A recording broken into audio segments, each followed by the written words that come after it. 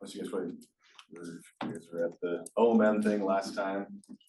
Dr. Luke Van Kirk, I do DPC or direct primary care, so that's the title of giving this lecture for direct primary care physicians. Who here is or has heard of prolotherapy?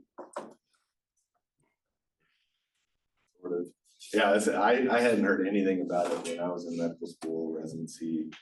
It's not until I started practicing that I found out about it, and it's been around a long time.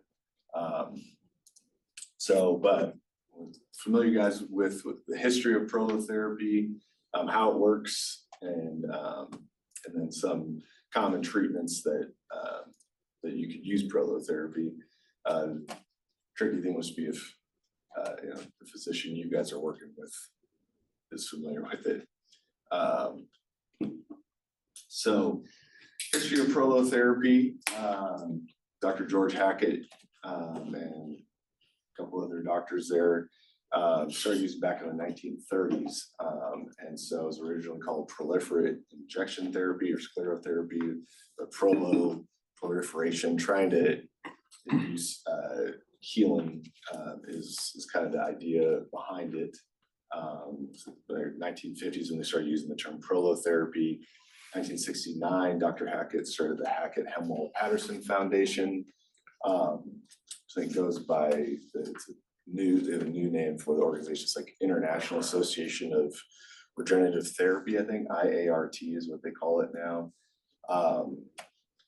And so they don't just talk about dextrose prolotherapy, which we're talking about today, but also like platelet-rich plasma, PRP treatments, stem cell, anything like that, where you're trying to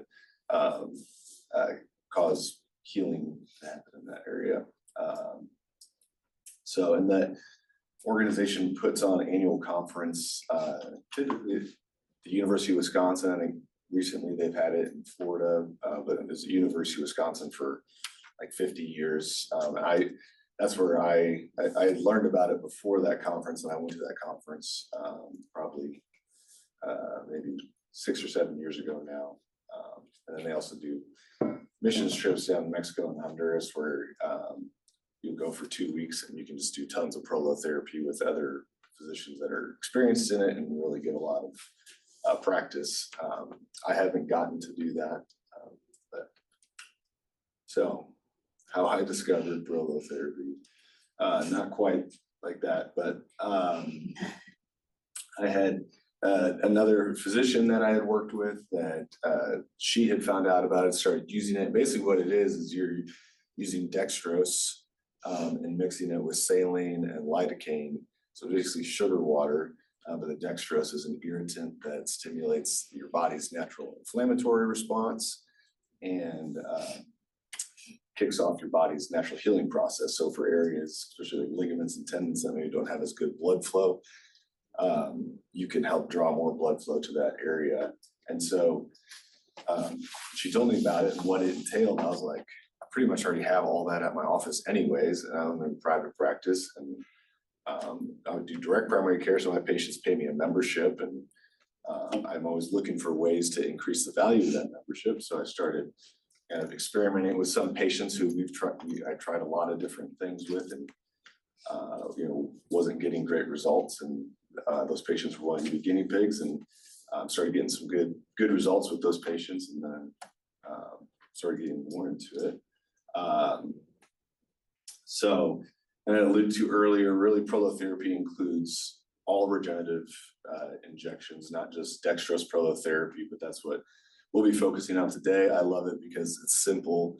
Simpler the better. It's not expensive. The dextrose is the most expensive part.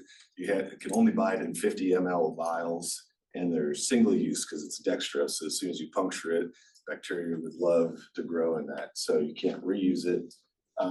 So really you're wasting most of the dextrose vial because you're maybe using 5 milliliters, 10 milliliters of dextrose, depending on how many treatment areas you're doing for that patient. But that vial costs like $5-6. And then you get a little saline and a little lidocaine. So because the cost is low, it's easy to use. You can use it for pretty much any acute or chronic musculoskeletal conditions, unless it's an obvious, surgical, the tendon ligament is completely torn or there's a fracture, things like that. And with this, I've really limited the use of steroid injections for the most part. There's a couple things that steroids are still, I think, better indicated for, like trigger finger or carpal tunnel, where you're trying to shrink that tissue down. The steroids work well for that. But otherwise, the steroid injections, especially if you're doing multiple on a patient, they're just going to weaken the structures that you're injecting over time. And so you're really just putting a Band-Aid on it, but ultimately making things worse in the long run, in my opinion. So I mentioned this dextrose is an irritant. We know eating too much sugar is not good. Your blood sugar, if it's too high, is not good. So it makes sense that it causes inflammation.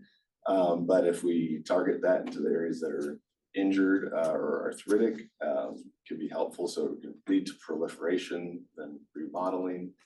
And we need inflammation to heal properly. So another thing that I kind of changed my practice with prolotherapy is using anti-inflammatory, especially early on, like in an injury, like really that first week or so after you have an injury, that inflammation is going to be key in helping getting all the stuff you need for your body to heal that injury. And so I've really ramped back on recommending that for patients or for myself.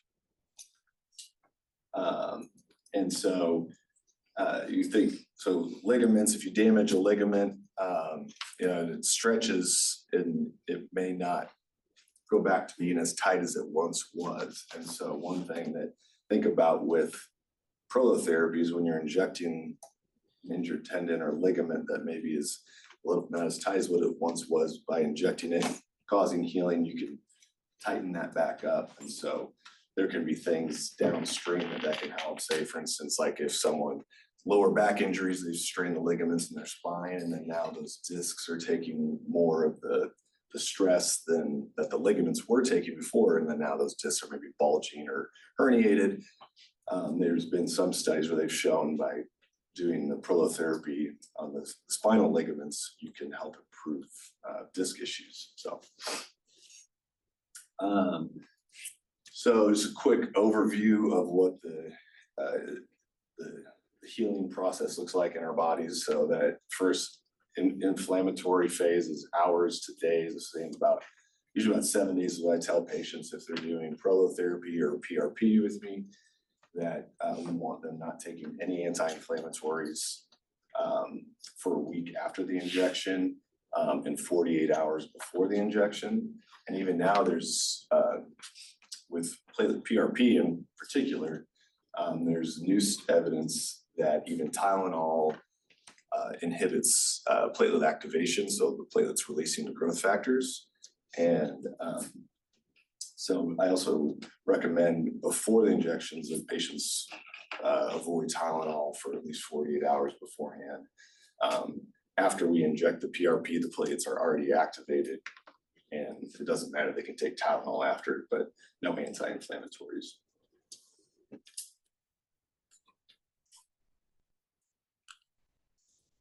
So inflammatory phases increase blood flow to the area. Your immune cells that remove damaged, unhealthy tissue last about a week. As mentioned, no NSAIDs. Also, smoking inhibits this phase, and so it can be, if you got a patient that's smoking that you've been working on to try to quit, it can be another, catalyst to get them to quit. Be like, hey, you're in pain, you're hurting, and you're going to be hurting longer unless you quit. So. Proliferative phase starts days after the injection, lasts up to 4 to 6 weeks. Fibroblasts produce more collagen, strengthen those damaged ligaments and tendons, and better support for the joints or the spine, like I mentioned. And so typically with it, usually patients will start feeling better around the end of this phase. I've noticed sometimes they'll start feeling better sooner, but usually it's 4 to 6, 4 to 8 weeks. And And then the remodeling phase starts within a few weeks, but actually takes 1 to 3 years. So there's still healing going on long after you perform injection. And so I had a Achilles tendon injury 2 or 3 years ago. I did PRP for it, mainly because I was at a PRP training and they offered to do it while we were there for free. So I did it. And actually at the time, so now this lecture is more applicable because you can actually order dextrose. There was a period of time from COVID to about maybe a year or 6 months ago that they just weren't making any sugar water. I don't know why it was so hard to come by. But so I did PRP then, and I started feeling quite a bit better within 8 weeks, but it probably took at least a year and a half before I felt like I was at 100%. And that was just with one treatment. Yeah, I didn't update my slide. So, but not on back order anymore. So as I mentioned, you got 50%, 50 ml dextrose vials is how it comes. And the HHPF organization that I went to get my training, they recommend a slightly higher percentage dextrose solution for intra-articular and slightly less for extra-articular. And which is funny because you think that would cause more inflammation. And actually with PRP, they recommend the opposite. PRP, I don't know if you guys have done any PRP, you can do platelet rich, you can do leukocyte rich or leukocyte poor PRP. And if it's leukocyte rich, it's going to cause more inflammation in the area. And they actually recommend using leukocyte poor for intra-articular for PRP for whatever reason. So I'm not sure why the difference with wanting less inflammation in the joint for PRP, but more for prolotherapy. But that's how I've practiced. I was trained there, and it's worked well. So if it's intra-articular, I don't use any saline. It's just half lidocaine and half dextrose to get to your 25% solution. And then extra-articular, for the 15%, I was trained differently. It was a lot more complicated on how to calculate that percentage. If you just do a third of each, then that gets you roughly to 15%. It's a lot easier to do on the fly.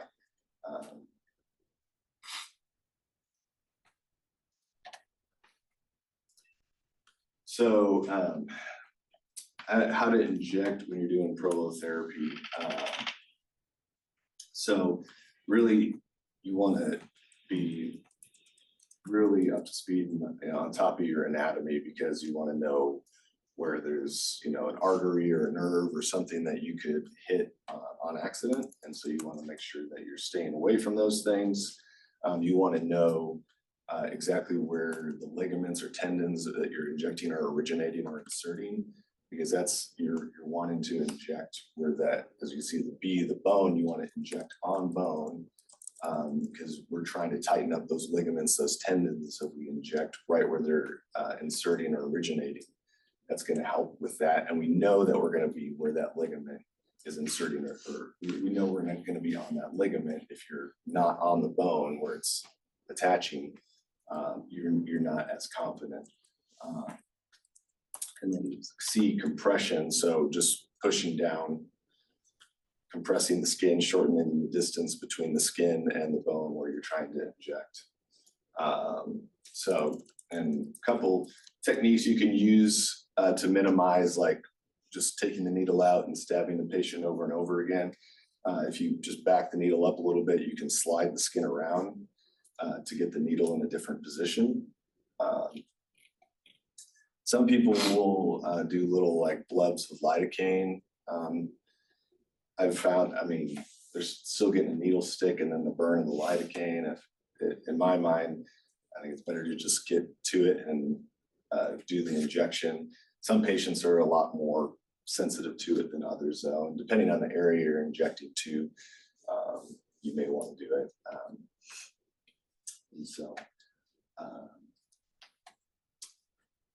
So the risk contraindication, similar to other joint injections, you know, infection, things like that, bleeding. Biggest risk is if you're doing the spine or the ribs, especially the ribs, because you don't want to give them a pneumo. So we got to be really careful there. And then spine too, want to be really careful so you're not giving them an epidural or something like that. So especially with those areas, and we'll get it, show you some examples. They recommend taking a Sharpie and drawing out some of the anatomy so you know exactly where you're at when you're injecting after you clean the skin. And then autoimmune conditions, it can actually cause a flare. So if you got someone with rheumatoid arthritis, you may trigger a flare. So it may not be a good fit for somebody like that. If they had rheumatoid arthritis forever and it's not as active, you know, that maybe not cause a flare, but if you got a patient that wants to try it, you just got to make sure they're aware that that could be a possibility. Got into some of this a little bit earlier. No NSAIDs for 48 hours before or acetaminophen anymore. No intra-articular steroids for 6 weeks before. So sometimes all patients come to me that have just gotten steroid injection. We got to wait because it's not going to be as effective with that on board. No systemic steroids for 2 weeks before. Extra-articular injections tend to be a lot more painful. I think that's because you're just, if you got an injured tendon or ligament and you're injecting right on it, right on the bone where it's attaching, it's gonna smart a little bit more than just putting that fluid into the joint space. And then with the lidocaine in there, it can kind of be a good test for you to see if you got it in the right spot. So after you do the injections, you're like, hey, does that area feel better now? It should feel better for about an hour or two. So, and then because you're triggering inflammation, it's going to hurt more for a few days afterwards. So as you want patients, depending on, you know, if they've never had it before, you know, especially some people have like bilateral knee arthritis, they want to do both knees. I'm like, some people, their inflammatory response is a lot stronger than others. I've had some patients like that couldn't walk for a couple of days afterwards until it calmed down. And so, especially if they've never had prolotherapy before, usually I won't do like bilateral like knees or joints that are going to leave them debilitated for a few days. And sometimes too, then if they really want to do that, we'll try to do it like at the end of the week or something, so they don't have to, they can take the weekend to rest. And then really reinforcing the importance of the NSAIDs, which can be difficult to do. I've used this up myself. I had PRP on my shoulder one time after an injury, and then the next day I had a headache, and I wasn't even thinking, and I took it a leave, and I was like, oh, it's like something. It's still got a decent result, but just reiterating that for the patients. And then physical therapy, starting that about a week or two after the injections. 2 is key. To get the best result. I've had patients get good results without doing physical therapy, but if I can get them to do physical therapy, they're going to get an even better result. So how many treatments are needed? So this is kind of where with dextrose prolotherapy versus PRP, could be one reason people may want to do PRP over dextrose prolotherapy. So with the dextrose, the rule of thumb is if you take the patient's age divided by 10, that's roughly how many treatments they're going to need. I haven't seen that always hold up. I've had some patients who've done 1 treatment and it worked great. And then others where it's closer to that, but it's not always the case. So, but if we're looking between PRP and prolotherapy, I'll just give the patients that, you know, information. Be like, hey, we may need to do multiple rounds with the prolotherapy. This PRP may just be 1. And then typically you're going to repeat that every 4 to 6 weeks. So kind of at the end of that the proliferative phase, that you want to keep the treatments going. So usually I won't like go ahead and schedule another treatment. I'll say, hey, let me know how you're doing in 4 weeks. If it's, you know, maybe 50%, 25% better, let's go ahead and get you in and do another treatment.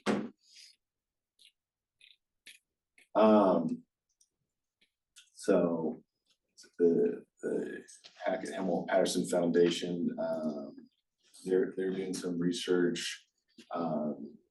Journal of Family Practice had a good review on prolotherapy. Found grade A evidence for treatment of Achilles tendonitis and knee osteoarthritis. And Achilles tendonitis, that one, and plantar fasciitis tend to be the most painful injections you can do. Grade B evidence for lateral epicondylitis, plantar fasciitis, Osgood-Schlatter disease, which is kind of cool. A lot of times that's one that's just like kids just kind of has to suck it up, or they do a steroid injection or NSAIDs or whatever.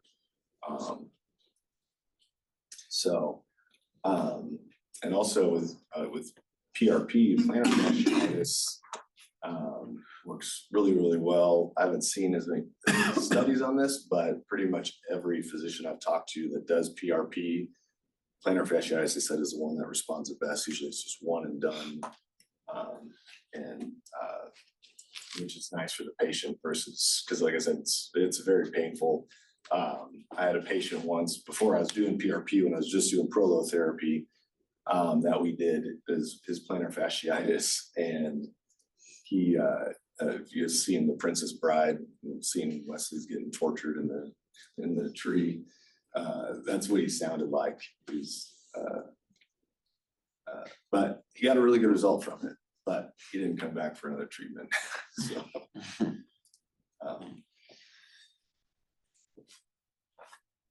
So some of my favorite areas to treat that have got get a lot of good results from, TMJ is a really cool one, because there's not always a lot of options there for people, and usually something they're struggling with for a long time, and you got to eat every day, so it's usually something that bothers people quite a bit if they have an issue with it. And I've gotten pretty good results with TMJ. It can be a little tricky of injection because you have some artery and nerves and stuff running right around there. So can be a little bit more complicated of an area to inject, but again, it can help people quite a bit with that one. Knee osteoarthritis or knee ligament strain, those respond really well. I mentioned the Achilles tendonitis and the plantar fasciitis. Actually, the spinal injections have gotten a lot of really good results, especially for patients with like whiplash injury after a car accident.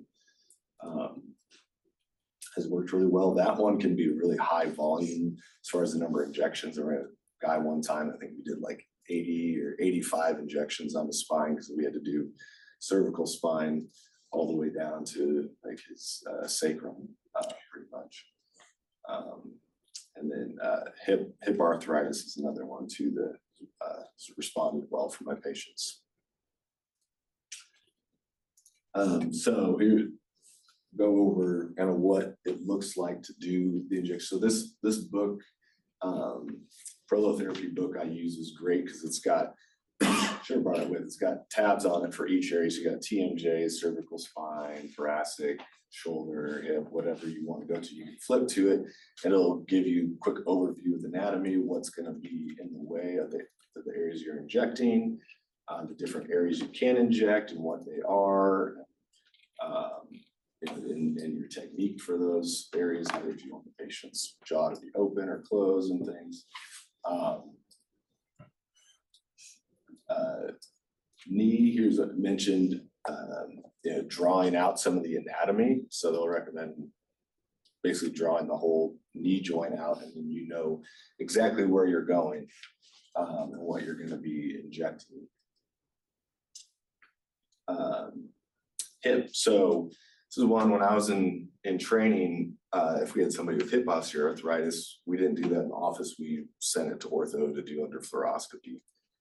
But after I went to this conference and training, I mean, once you know you're comfortable with your anatomy and landmarks and everything, doing a hip intra-articular hip injection without imaging is doable, just like with a shoulder joint.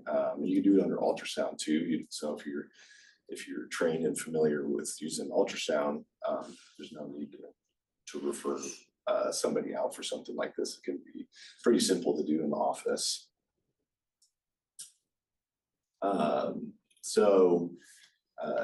Lumbar SI joint. So two good example of what it looks like to draw the anatomy out and know exactly where you're going, especially with the spine. So if I have another one on, I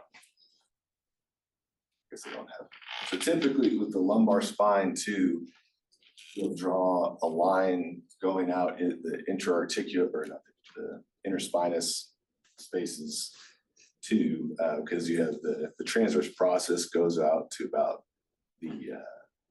the end of the paraspinal muscles, so you can palpate, so you know where the transverse process ends on the lumbar vertebrae, and then where the facet joints are too, are just going to be where that line is going to be, and so you can actually, without imaging, without fluoroscopy, you can get pretty close to hitting the facets. And if you do the injections the way I was trained, the way they recommend, you're going to stay away from getting into the epidural space or anything like that. It is hard to hit it though. Like I've hit it fairly reliably, get down actually on the bone when you're trying to hit a facet joint. But some patients, depending on their size, I mean, I have 4-inch needles in the office that sometimes we have to use. And that makes you a little bit nervous when you're putting that big of a needle in somebody, but there can be a lot of tissue to go through to get to the facets. And if you do that, it will make your malpractice be a little bit more expensive, I found out. So this is a good depiction of what it looks like to do a plantar fascia injection. So how I was taught when I was trained is that you just go right into the bottom of the heel through the fat pad, stab it down in there, put some steroids in there. Well, that fat pad is super sensitive, and part of the reason why that one guy I saw screamed so much during his injections, because I went through the fat pad like I was trained. I didn't know.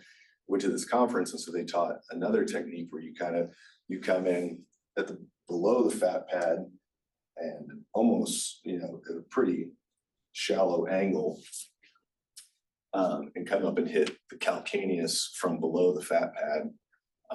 And it's still painful, but it's a lot more tolerable than if you're going through that fat pad. And so you can hit right on that calcaneus where the plantar fascia is attached, and you can inject, and you can kind of fan out depending on where they're most tender. So that's one thing too I didn't mention in here yet was really you want to drive where you're injecting based on your exam and how tender they are where you're palpating. So that can be, make it easier for you to zero in. Like, okay, well, I'm pretty sure, it's a bicep tendon issue. You can palpate, find out exactly where they're tender, and you can inject right on that tender point.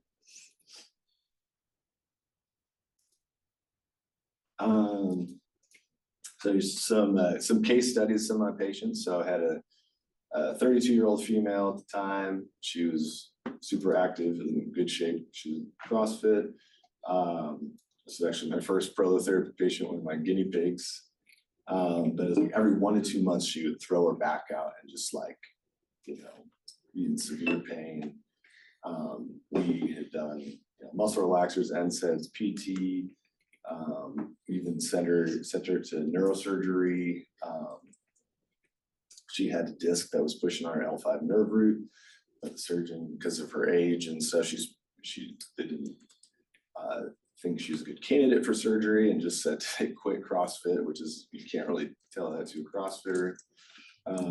She didn't want to just swim, and so but then with the injections, she had needed kind of more regular treatments, but if we did regular treatments on her, it kept her pain free, and she was able to do CrossFit and do the things she wanted to do. I went 47-year-old female. She had chronic right shoulder pain since she had 2 surgeries over 15 years ago. She had pain and weakness anytime she was moving overhead or holding something out in front of her. Her pain was in her AC joint, biceps tendon, rotator cuff, and prolotherapy injections to the AC, glenohumeral joints, and around the bicep tendon. 5 weeks after the first injection, she had significant improvement, felt like her shoulder stronger, and we repeated injections, but had improvement for the first time since her surgeries. Something too I want to mention cool with the shoulder injection in particular that I learned at this conference. I learned in training to do AC joint or glenohumeral injections. That was it. But you can actually, because with prolotherapy, so you want to be right on the bone, right where the injury is. So if someone's got a labrum injury, if you want to get right on that, you can actually, it's not difficult. It seemed like it would be risky, but if you go right where your acromion, your clavicle kind of come form the V right here, the labrum is right below it. So it's not lung or anything, any major vessels. So if you go right in that V, you can go straight down, you're going to end up right on the labrum, and you can really direct that injection right where the injury is at. So I've gotten some good results for patients with that too. One, a 33-year-old female with TMJ, she had for 21 years. Her jaw would lock up while she was eating. She tried acupuncture, chiropractor, massage, laser, didn't have much improvement. We did 2 prolotherapies, and she said, even with she's still locking some, my jaw's significantly better. There's been years I'm able to eat a meal without having splitting headache or feeling like my jaw will lock up and have feeling like it's breaking or trying to stop. So I thought that was pretty cool. 21 years of TMJ. So key takeaways, just do it. It's a little trickier for you guys being med students because you're at the mercy of whatever attending you're with and what type of medicine they practice here. It's not something that you're going to be able to do on every rotation. We do it in my office, so if you rotate with us, we probably do PRP more than the prolotherapy now, just because it was several years where we didn't have dextrose, and so I've gotten really comfortable with PRP, and that also works really well. But if we have a patient that maybe PRP for our members costs $250, which is a really good deal. Typically it's $500 to $1,000, but still some patients may not want to pay that. We can do the prolotherapy and we just charge $50 for that. So if you guys want to see it, if you rotate with us, there's a good chance you'll probably see it. And if there's not any patients scheduled that are doing it, it's something, and you want to, experiment on it with staff or have us experiment on you. And then if you got an injury or something, happy to expose you to it. Thank you. So, all right. You guys have any questions on? From timeline of like injury or when the patient develops symptoms, how far, like when do you do the therapy? Because I'm assuming you don't do an acute because they already have an inflammatory changes, right? They already have the inflammation. You can do it right away. There's actually studies with PRP that show it works better the closer to the injury that you do it, which I would agree, like with you, if I hadn't seen that study, I would have. That's how I typically practice was, maybe wait a few weeks or so. And if it's, not showing signs of improvement, then we can do some injections and try to, expedite that healing process. But so with that study, I mean, not necessary to wait, depending on the injury. So, yeah. I don't know if you know this, but how do the rates of infections compare from the prolotherapy to regular steroid injection? That's a good question. I don't know studies, off the top of my head, but I imagine it's pretty similar. I mean, you're cleaning the skin and stuff and using, the dextrose, everything's sterile that you're drawing up. So I would imagine it'd be pretty similar.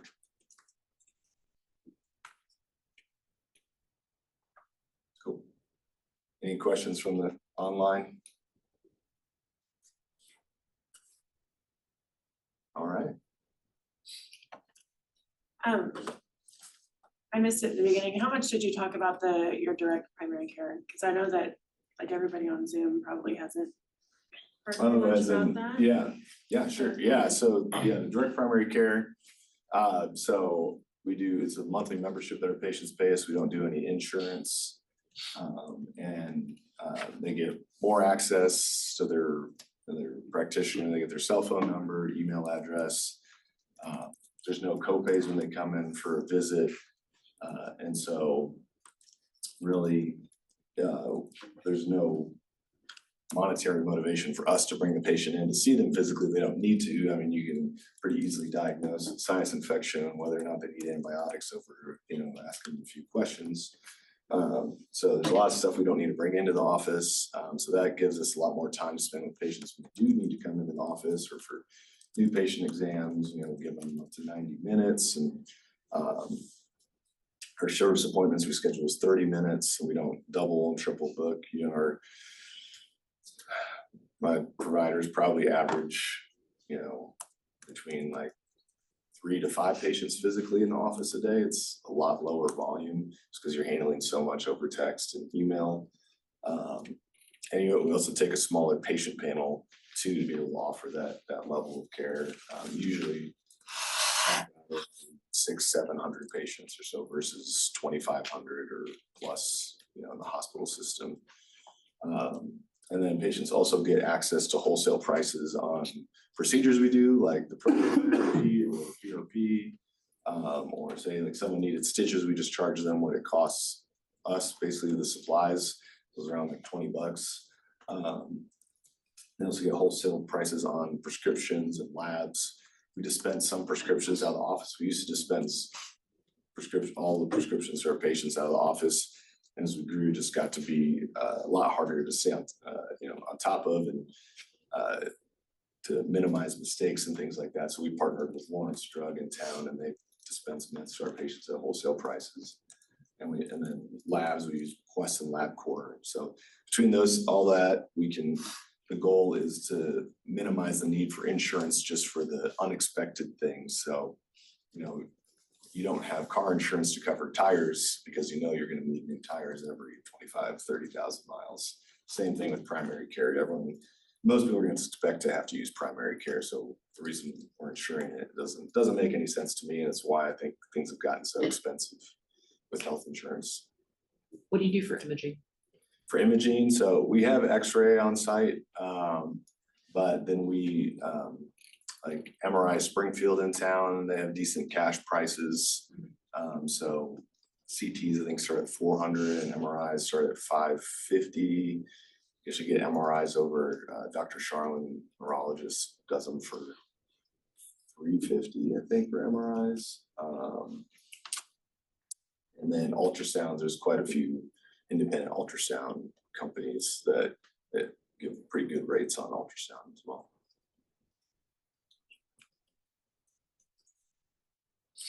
I do have another one, sorry. Yeah. When it comes to the people that you have on staff, are they primarily physicians? Do you have APPs? Like, how does that work? Yeah, we both. We've got 3 physicians, 2 in Springfield, 1 in Branson, and we've got a nurse practitioner in Springfield. We have a nurse practitioner in Branson, and then we also have a PA in Springfield. Feel free to say no. Yeah. What kind of salary benefits? Is it competitive for what you would find at like a traditional hospital, or how does that work in direct primary care? Yeah, for sure. It's definitely competitive, and probably for the amount of hours you're having to work, not having to catch up on charting after hours and that kind of thing. Probably a better hourly rate. Depends on the size of the patient panel you want to go to. If you go to 600, depending on your breakdown of adults and kids, and some of the pricing is different. Kids are $29 a month, adults are 85, and then if like a family couple's price is 75 a month each for each adult in the family. You'd probably be looking at between 250, maybe up to 300 for that patient panel size, and then periodically, every few years or so, we bump prices up a little bit, and so basically I pay my physicians a percentage of each membership they get. So the bigger your panel is, so if you feel comfortable at 600 and you want to go to 700, then can make you more. So on the patient side of things, since everything that you do is that flat fee, so direct primary care doesn't deal with insurance, this insurance side of things. So if they need a prescription or something like that, do they have to pay all that out of pocket? Yeah, so and depending on the prescription, I mean, if it's something that's generic that we can get for them wholesale, I mean, most meds are 80 to 90% less than even what you see like on GoodRx prices. And then if there's somebody that has an autoimmune condition and they need Humira or something super expensive, that's where hopefully they have an insurance plan that can kick in, or there's a lot of health sharing plans too that are out there that are typically more affordable than most insurance plans, and I think cover things better. That's what I've used for my family for 9 years now.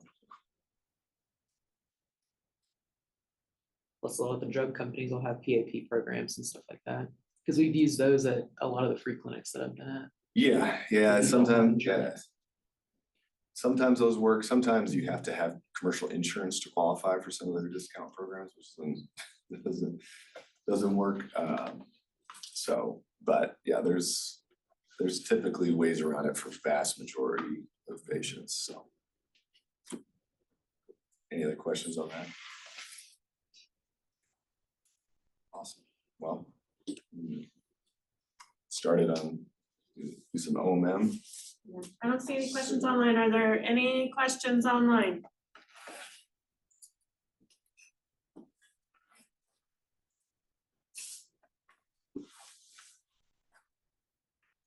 Okay, thank you.